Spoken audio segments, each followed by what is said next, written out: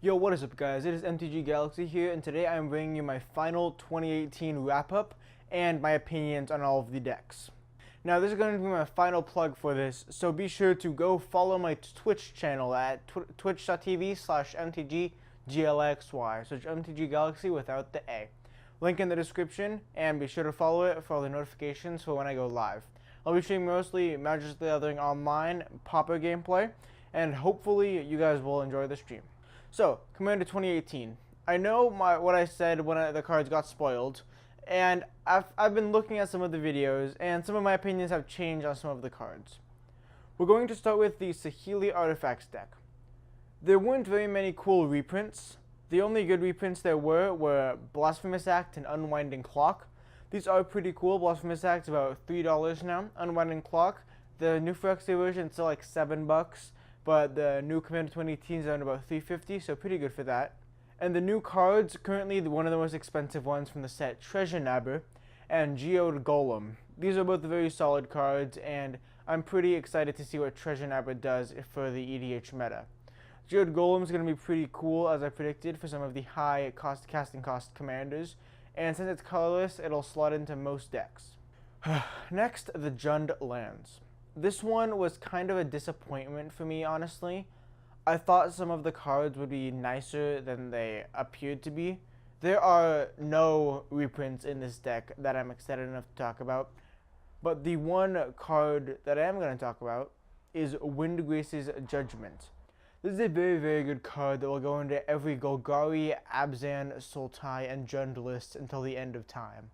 The next one is Bant Enchantments. Some pretty solid reprints that we got for this are Hydra Omnivore, Bear Umbra, and Enchantress's Presence. Hydra Omnivore is still on the cheaper side now, about $3.50.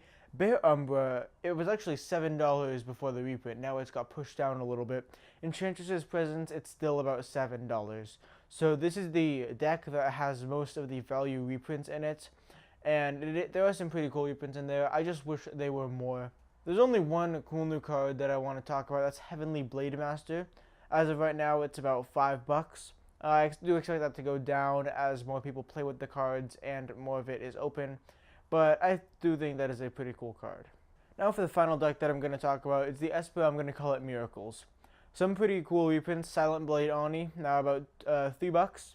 Entreat the Angels, now it's about $3.50, and Ponder. I don't know if Ponder is going to go down that much. It's about $2.50 right now. Pretty cool for a common.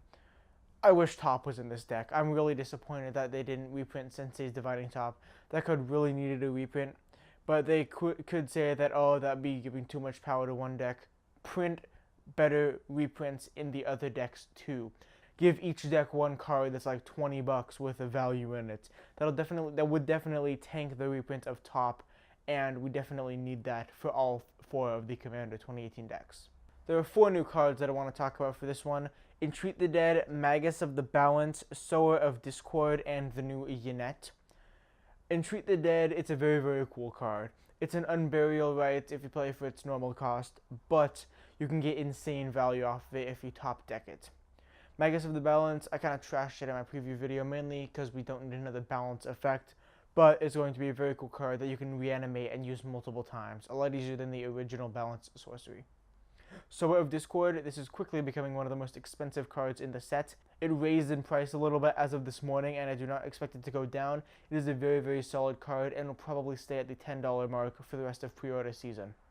Yannette is a very, very cool commander to build around. I think that it might be the best commander out of this. It seems very, very fun to build. You can cheat mana costs, rig the top of your deck so you have some pretty cool things, and it cares if your cards are a even or odd CMC, which I find kind of cool. That kind of thing hasn't happened since the Void Winter were in BFC. That one was kind of pissed about.